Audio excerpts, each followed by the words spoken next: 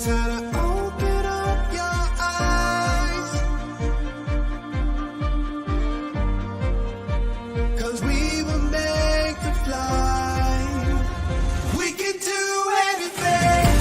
We'll shine like the sun, the moon, the stars. We can go anywhere. They'll see us no matter where we are, 'cause we got the fire.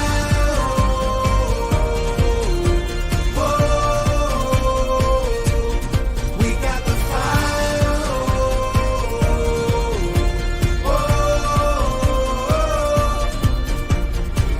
Show the world the impossible is possible. Show the world the impossible is possible.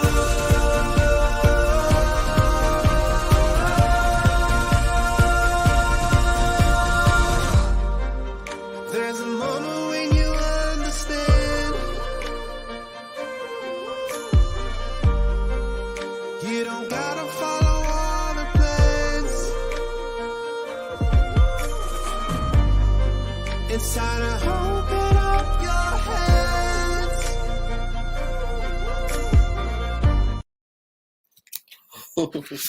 Good morning, good morning, good morning. Happy February. We thank you for joining us for our February recap of the Cobb County School District Board of Education meeting that was held on yesterday, starting at 1:30. We left there about a little after 8. And so, yes, so thank you all for joining us this morning as we recap and give you some highlights on what took place on yesterday, so that we can continue to make sure that we are communicating and that you're well informed as well. So first, let's start off with February is Black History Month, and so we will be celebrating all month long, as you know. And so one of the highlights was part of the superintendent's report was that he gave several different opportunities that we have around the county for Black History Month. And we talked about what was happening at East Cobb Middle School. They have actually a Black History Research Project.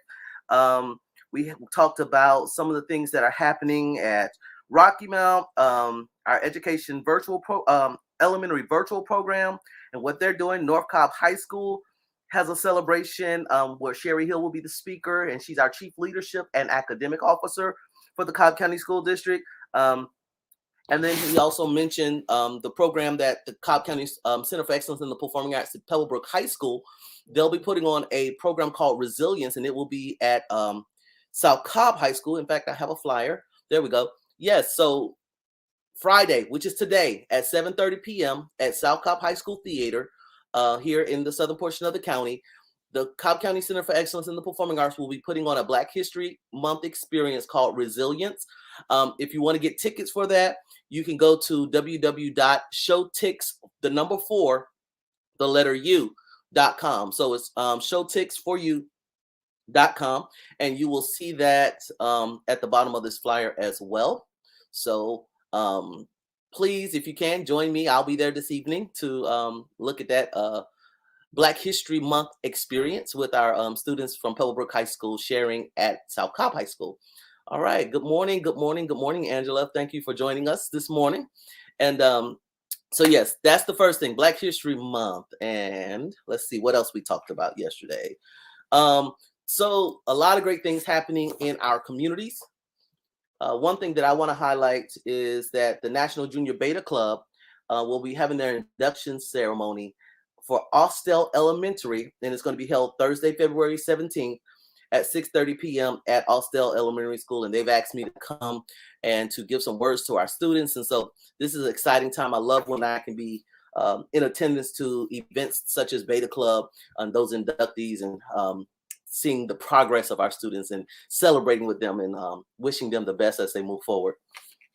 All right, let's get into the meeting on yesterday. Yesterday, we had a presentation from the Cobb, the Development Authority of Cobb County. So Mr. Jeter, who's over that authority, came and he talked to us about a local business here in Cobb County that is asking for some assistance, some tax abatements and things to get their business off the ground. And over the next 10 years, they're going to be bringing in, 30 or so more employees and things of that nature. And so that presentation was given. And then after that, we moved forward with some other pertinent information. For example, we had James Wilson with Education Planner. He came and he gave us our annual demographic study. And this demographic study is important for a number of different reasons, because it allows us to look at the trends for the growth in Cobb County on an annual basis.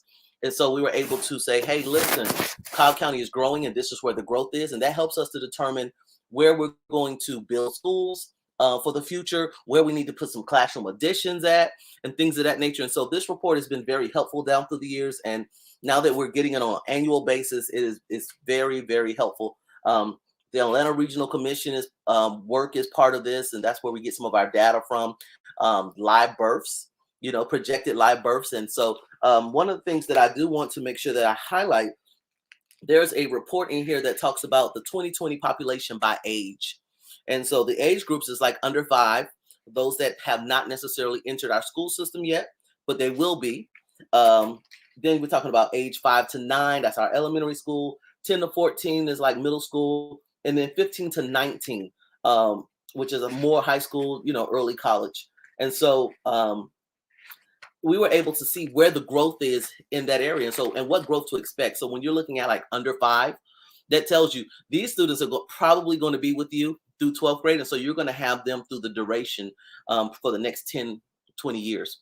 And so that helps us to determine where we're going to need to put schools, because especially if we see where they're concentrated at. And so one thing that I wanted to mention in this report, Pebblebrook High School, I look at Campbell High School, and particularly because that will be the area down here in the southern portion of the county. And as you know, Pebblebrook has the enrollment is at its capacity, over capacity. Campbell High School has some similar concerns. And so when I look at the ages of children that are coming into the system, they have a large under 5. In fact, they have the most under 5 population than any other school cluster here in Cobb County. And then when we're looking at ages 5 to 9, that's the next highest, and that is the Campbell cluster. So that Campbell area in Smyrna is really growing. It's growing at a rapid pace. And so, but then when I look at Pebblebrook, I notice that we're very steady and constant with high numbers of age 5 to 9, which means we do have a younger population that will eventually be coming through our schools over the next 10 years. And so this is some very good data to look at. I will be getting with the Mableton Improvement Coalition, the Powder Springs Community Task Force, Austell Community Task Force, so we can go through this, through the data here that was presented to the Cobb County School District and peruse it, so that we will know what we need to do as far as, the future classroom additions, buildings, etc., for our community and for our area, so that we can help mitigate the overcrowdedness that we are currently experiencing. So we are excited about that, and thank James Wilson for his presentation and giving that data to us every year. So it's greatly appreciated. One of the SPLOS items that we were able to approve on yesterday, we recommended the superintendent to move forward with awarding Oak Construction the contract to replace the HVAC at Bryant Elementary. And so, my kids go to Bryant. I'm part of the PTA there, love Bryant, and Dr. Tamika Klein, the principal over there. And so the school is going to be getting a complete HVAC replacement. And so it is much needed. And so we are excited about that item has come up. And so that work is going to begin very soon. In fact, one of the questions that I asked Mark Smith was, will this work take place over the summer so that it doesn't have any disruption to our education day? And so, yes, majority of the work will take place over the summer, because it is a full scale renovation for the HVAC. And so, yes, and so we are excited that will be happening. So come August, the school should have a brand new HVAC system. And so that's important. The other schools that also got awarded a contract was Dowell Elementary School and also Lewis Elementary School. So those three elementary schools will be receiving HVAC replacements over the summer. we had several administrative rules that had some verbiage change due to state law and other different things, to just make sure that policy reads clear and that those administrative rules read clear. And so we looked at vacations, commencement ceremonies. We usually call them graduation ceremonies, but commencement ceremonies. Um, there's a change in the administrative rule for exchange students and use of school facilities. And I get a lot of calls in regards to the use of school facilities. So I am urging you, and that means those baseball fields, football fields, anything that's on school property. I'm urging everyone to take a look at that particular administrative rule. It is administrative rule KG-R. So that we are all on the same page as far as what the rules are moving forward, and so that we're not caught off guard by any any concerns that may come up as a result of that. I also would like to congratulate again Ms. Jackie Munfree. Many of you may know her as the real estate maven. She's been reappointed to the Facilities and Technology Citizens Oversight Committee for Post 3. So she is our citizen oversight person that goes and sits in a meeting quarterly to discuss our SPLOSH projects and where they are, and making sure that that we're spending the money that we're going to spend on it, and just an oversight. And then she gives recommendation, and those recommendations come to the Cobb County Board of Education. And more than likely, she will probably get in her next meeting this recommendation for the HVAC for the schools. Like Brian is one of the schools, and that's one of her schools, and she'll probably get that recommendation in their next meeting, or their first meeting rather, of this year.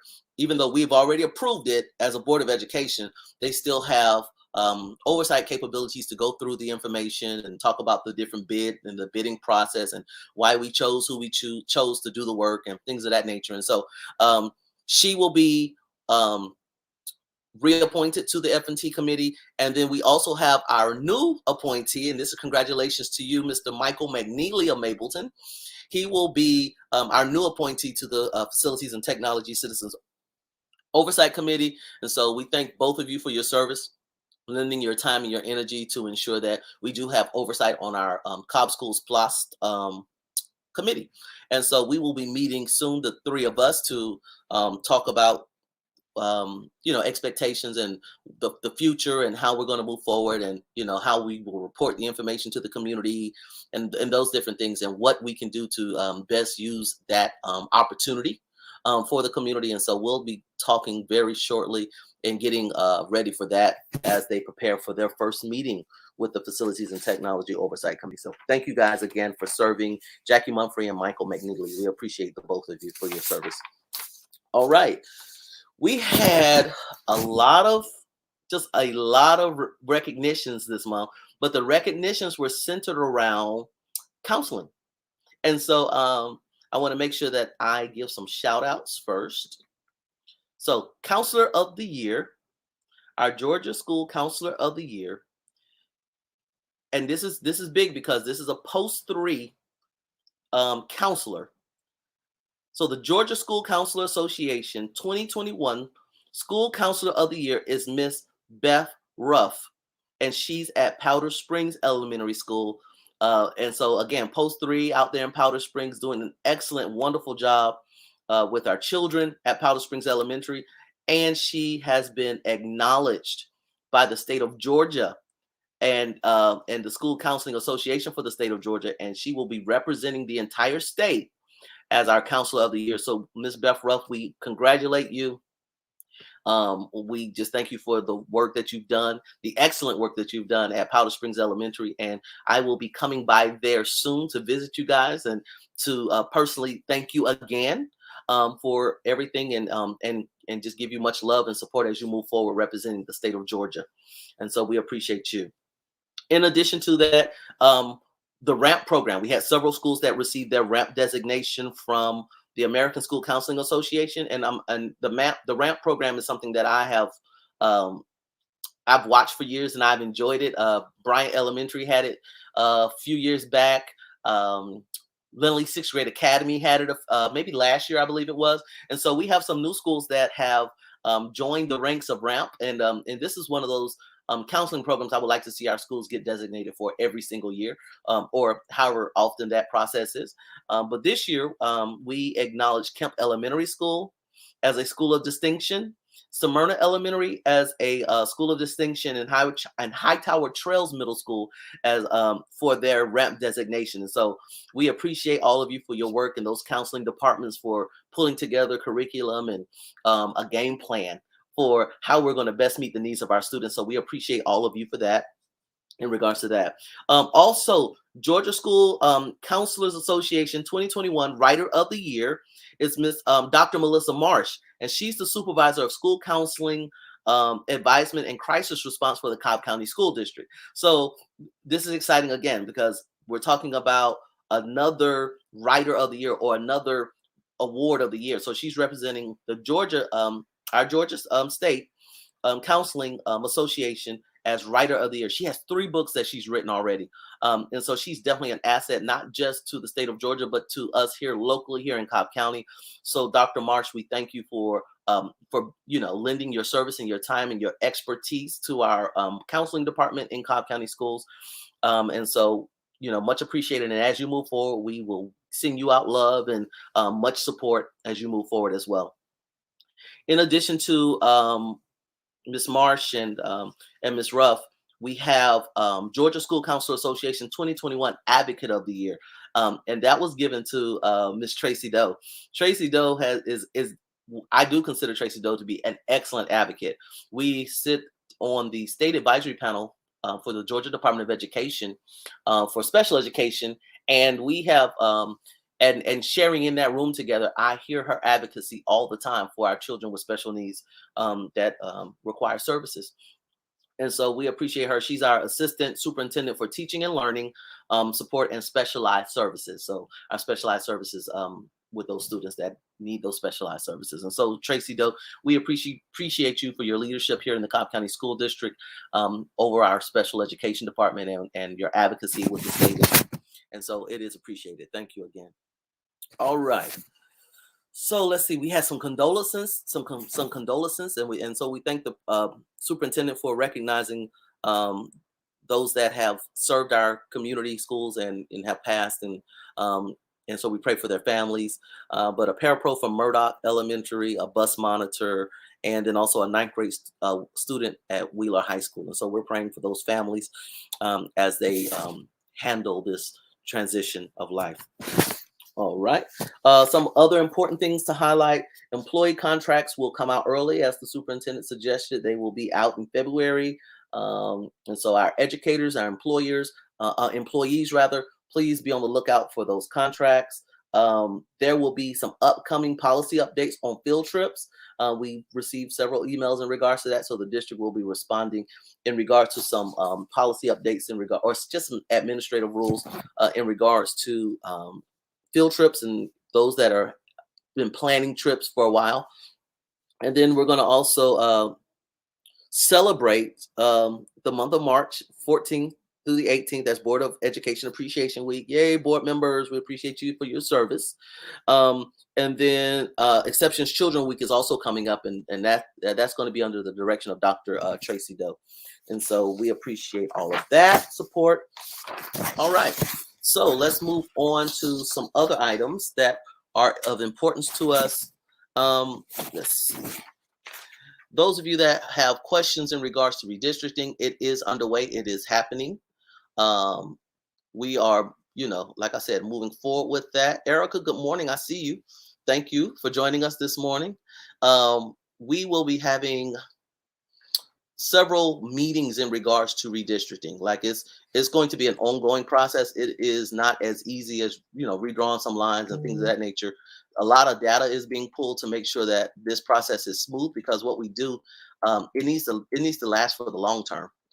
It needs to be something that lasts us for the next 10 years, much like those reapportionment lines and redistricting lines and things of that nature. This is the same thing for this process. We want to make sure that we are meeting not just the immediate needs of post 3, but the future needs as well. So Dr. Howard and I and myself, we're working together collaboratively to really adjust some of the things in the southern portion of the county to make education easier for our community and for our educators and for our students.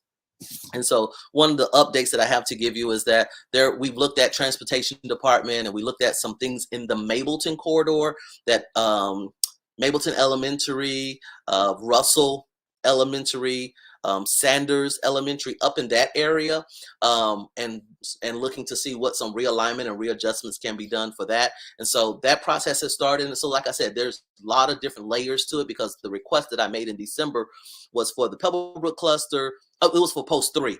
So when we're talking about post 3, we're talking about the Pebblebrook cluster, South Cobb High School cluster, and the Keach cluster of schools. And so we in all those areas, we have some different things that we can adjust and maneuver around to make sure that we are setting ourselves up for success for the future. And so so again, we started with the Lindleys, the Pebblebrook redistricting, and kind of getting a game plan ready for those 2 items, and we're still working on that. But then we're also looking at some of the other areas where Mableton Elementary is at or over capacity, and then you have neighboring Russell Elementary and neighboring Sanders Elementary that are under capacity, that we might can make some adjustments specifically for Mableton, because as you know, the properties right there on the next to Lidl on Floyd Road, Hicks Road, right in that intersection, the interchange area. Those housing subdivisions are coming up. One's finished. I think the next one is, they've already broken ground. And then also there's a townhome community next to Floyd Middle School that is up, and they've broken ground. And so we're seeing a lot of growth area. An apartment complex, a luxury apartment flat community is coming behind the Regents Bank and the Wendy's, the new Regents Bank and new Wendy's on Floyd Road there, right at the Nickajack intersection there. And so we have a lot of growth coming to the area. So what we want to do is make sure that we don't continue to overcrowd Mableton Elementary, but that we realign the line so that some of those schools that have an opportunity, they will be able to get some of that overflow. And so that is some of the work that we're working on in regard to that. So thank you. Again, we're working with our district office and education planners, Mr. James Wilson and others, to really make sure we tweak this thing right. So I appreciate them and their support of those efforts. In addition to that, we had public comment. And public comment, we had 5 people to speak, 5 citizens of Cobb County to speak at the worthy session. And the first person to speak was Shannon Dyson. And she's with Watching the Funds Cobb, and she wanted to talk to us about changing accreditation and some concerns that she had in regards to changing accreditation. As you know, we're currently accredited with Cognia, and she has some concerns in regards to changing that. And these are her words: changing accreditation. Jenny Peterson in Post 5. She also came to talk to us in regards to the Cognia report and having discussion around the Cognia report. And as of yet, we have not done that as a Board of Education member. But I believe our chairman has just recently stated that that is on his to-do list. So hopefully in months to come, we will begin that process. Heather Tolley Bauer, she's also with Washington Funds Cobb. She also wanted to talk to us about changing accreditation and her concern around that as well. And then Craig Bauer, he's in Post 5. He also came to speak to us in regards to the COVID survey that was done last year. He's a statistician or an actuary. So he works with those numbers, and he talked to us about the data from that COVID survey. He also spoke in regards to allowing students to speak at the Board of Education meeting. And he, being that we are a data-driven school district, we make our decisions based on data. He asked what data are we using, and he wanted to get clarity on that. And so, someone that's a statistician or an actuary, they love the numbers, they want to see those, and that's how they come to conclusions based on that. And so thank you, Mr. Bauer, for coming to speak to us. And then lastly, we had Laura Judge, and she's also watching the Funds Cobb, and she wanted to speak to us in regards to accreditation and her concerns with the change to accreditation as is being stated, and how that affects, if we no longer are accredited with Cognia, how does that affect our STEM and STEAM programs that are accredited to the Cognia organization? So And I do understand that concern. Thank you, Laura, for coming and speaking to us in regards to that. At the evening session, we had 10 people to come and speak before the Board of Education. Ms. Tova Ringland, you may have heard me mention her name several times. Ms. Ringland is a resident of Cobb, but she's also a parent of students with special needs. And so she comes and she advocates every single month in regards to concerns that she has acknowledged and been a part of in regards to students with special needs, and just giving advice on how we can be better as a school district as it relates to working with parents and working with the students. And so we appreciate you, Ms. Ringland, for your continual advocacy. As you know, special needs has a special place in my heart, and so your advocacy is appreciated. And so thank you. Ms. Monica Delancey, and many of you may know Ms. Monica Delancey. She's an employee of the Cobb County School District. She's one of the resource specialists for the Cobb County School District, and but she's also a community advocate. For those of you that live in the Riverside community and live in Mableton and Austell, you know Monica Delancey, right? And we thrive in Riverside Renters Association. So she came first to address the board and wish us a happy Black History Month. And then she also wanted to talk to us about parents being evicted with their children during the winter months, and hoping that we can have a conversation with county government to help have a different conversation in regards to how we support families that are struggling, and then also how we can help to mitigate the eviction and the disruption that evictions cause to education and to students and to families. And so we thank you, Monica, again for your overall advocacy in regards to families in that space. Our third speaker was Jennifer Susko, and she also came to speak to us in regards to Cognia and her concerns with how we move forward in regards to that. Alexa Harkey, she came to speak to us in regards to BCBI revision, and she's a student at one of our schools in Marietta. And so we thank you. I love when our students come and speak to the board, because they're our number one constituents. That they are who we are here for. And so, I appreciate them coming. And good morning, Unita. Good morning. Thank you for joining us. I appreciate you joining. So yes, Miss Harkey, she came and she spoke to us. And so she asked that we make revisions to the policy. And so those student groups have been coming on a regular basis to get input from the Board of Education on how we can move forward with the BCBI policy that we just made some changes to on last month, actually. And so based on some of those concerns, some of the recommendations that came out of that conversation was to have a permission slip opting to allow the student to come and speak if their parent is just unable to come to a Board of Education meeting and physically sign them up if you're under the age of 18. So that was one of the considerations that was given from Ms. Harkey. And she also asked that we drop the age requirement to 16. So if you're able to drive, which is 16, and you're able to drive yourself, of course, to the Board of Education meeting, then that should allow you access to speak at the Board of Education meeting. And so she offered those compromises, I would say, to the Board of Education. And then followed by Ms. Harkey was Jacob Hayes. And you may know Mr. Jacob Hayes. He's been in the newspaper recently in regards to his advocacy, also of BCBI, and asking that that we make some considerations to the policy as well. His considerations were much like Ms. Harkey, and I like that there's a unified voice here in regards to what is being asked of the Board of Education.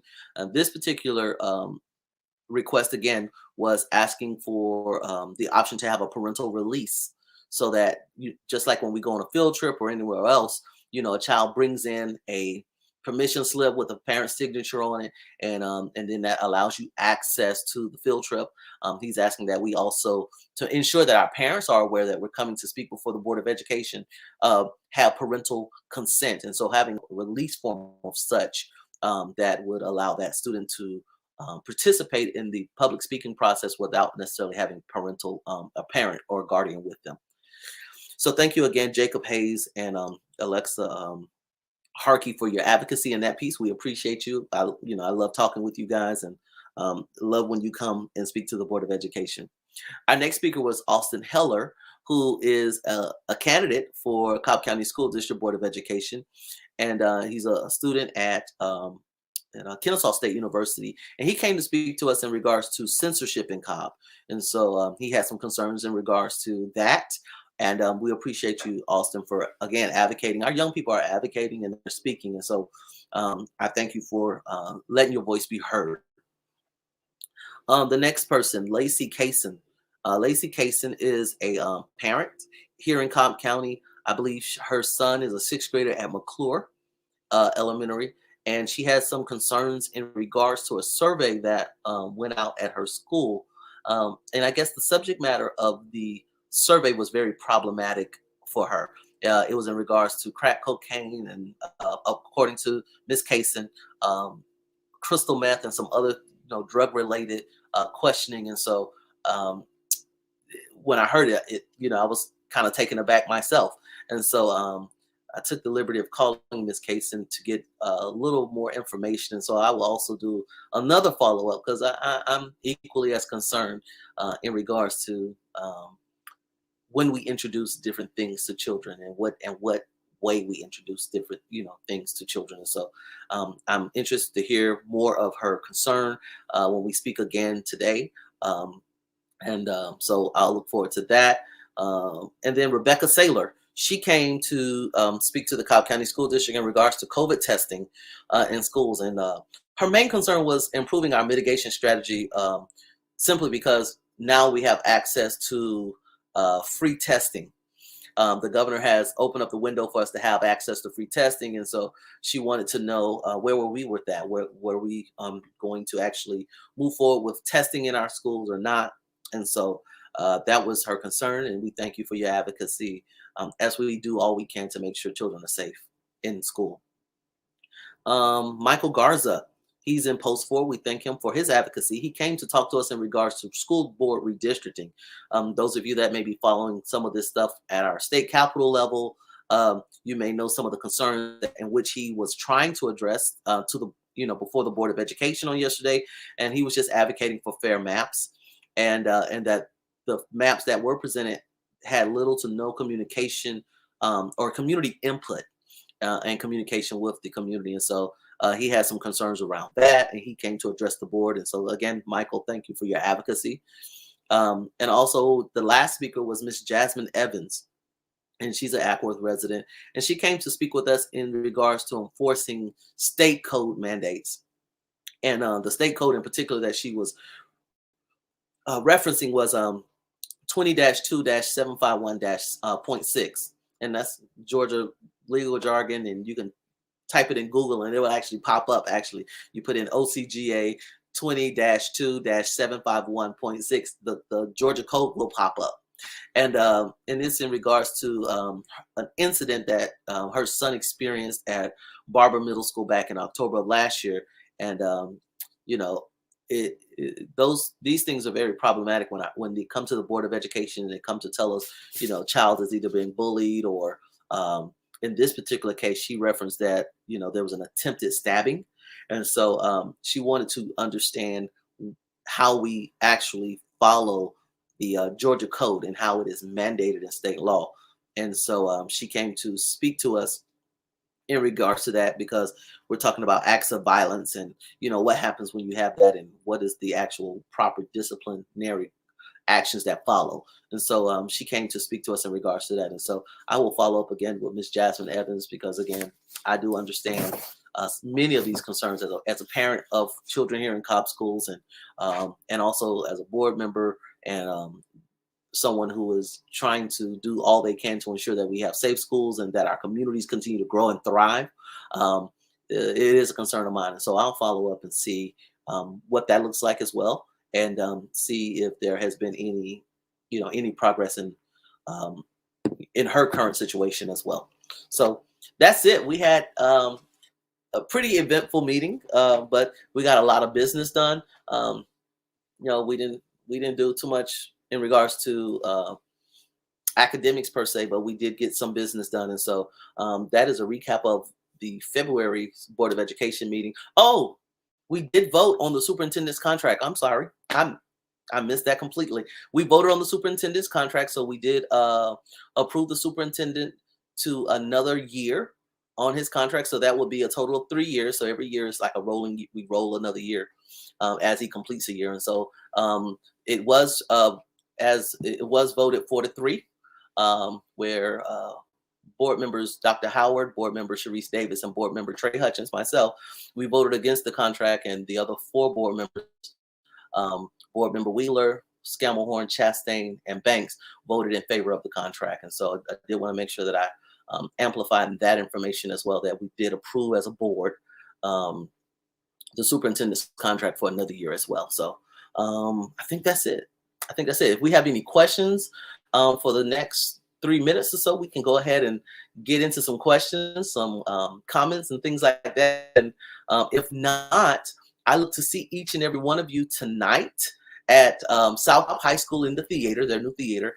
The Cobb County Center for Excellence in the Performing Arts at Pebblebrook High School will be presenting a Black History program entitled Resilience.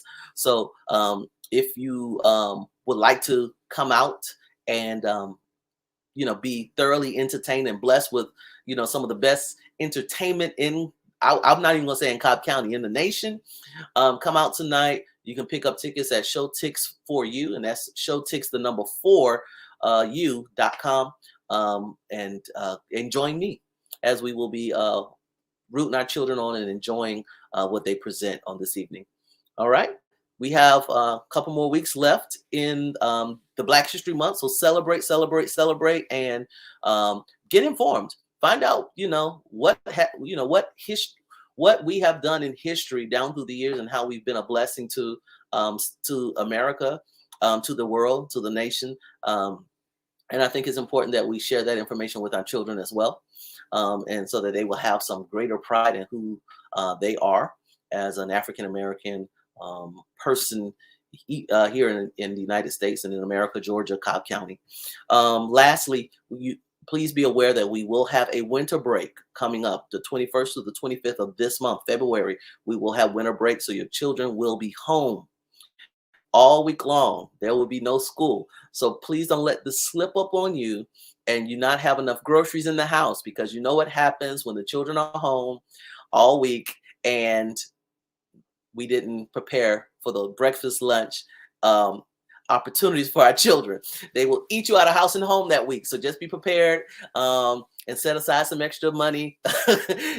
Erica, you know what I'm talking about. These kids will they'll eat us out of house and home. So it's coming up in a couple weeks. So please be prepared. Please be prepared. Yes, that's right.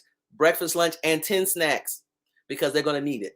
And so I have to ask my children, how do y'all make it through the school day? Because y'all don't eat that much when you're at school. So it's just confusing to me that you come home and eat this much. But nevertheless, that's, parents, you understand. It's coming up. So please be prepared to assist your children. That's right. Assist your children in the coming weeks, the 21st to the 25th. They'll have that whole week off. So be prepared for that. Then, of course, those of us that have children in elementary, middle school, and even in high school, just be prepared that when they get back in March, we're going to start testing. So the testing season is upon us. So make sure that we are prepared to engage in regards to that. And okay, Erica, I'm going to have to do the same thing. Tell my children to activate their school stomach, because again, they eat what they get at school, but when they come here, it's something totally different. I think they activate their summer stomach when they come home for these breaks, and I think that's the problem. So please prepare your students for testing in the month of March and April. And then, of course, right behind that is graduation or commencement season in May. And so we are happy for all of that, for our students that will be matriculating onto their next destination in life, whether that's college, career, tech, jobs, opportunities. We're excited for you and your future. And so thank for all of you that are graduating, congratulations, and continue to work hard, because it's not over yet. We got to finish strong, and I hope to see many of you in the coming weeks. I'll be coming to do some Read Across America. I will be at Compton Elementary, and I'll also be at Hendricks Elementary, and so I'll be joining those 2 schools for Read Across America and in the coming weeks. So, and here we go. Thank you for sharing all the information. How often do you go live? Thank you. So yes, I go live every Friday after the Board of Education meeting. So that's once a month. You will always get this coffee talk where we're going to talk about what happened at the Board of Education meeting. So Board of Education meeting is on Thursday, usually the second or the third Thursday of the month. That next Friday, while it's still fresh, I'm going to report back as to what transpired in that board meeting and how it affects us specifically here in Post 3. But I also make some generalizations as to, the county, because, even though I represent Post 3, I serve the entire county.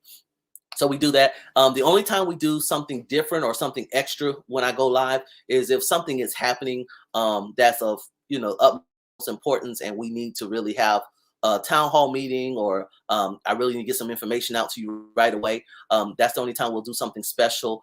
I do know that we will have a town hall shortly once we get more information in regards to redistricting for different areas. So the Pebblebrook cluster area, South Cobb High School cluster area, and also McEachern, Powder Springs area. We'll be having some town halls in the next coming weeks and months in regards to that. So just be on the lookout for that. But you can always find my information on my Facebook page, Coffee Talk with Trey. I've also linked it to Trey for Cobb Schools, I believe.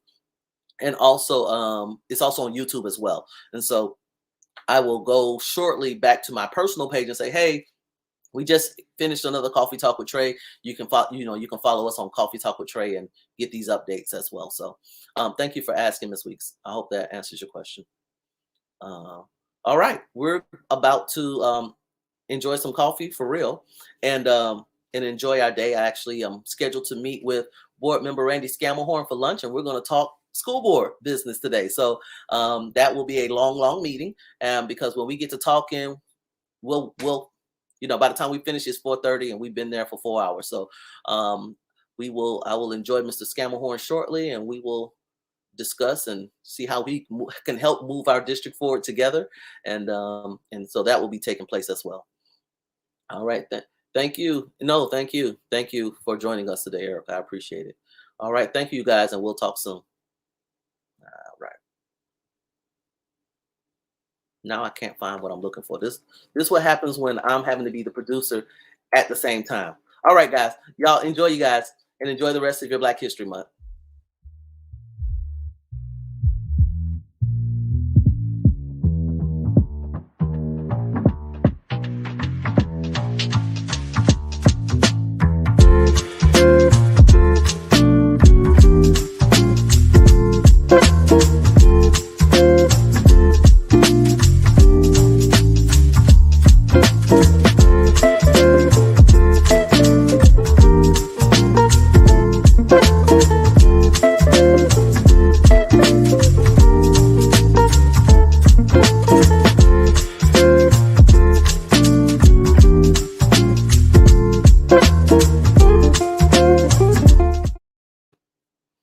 All right, thank you.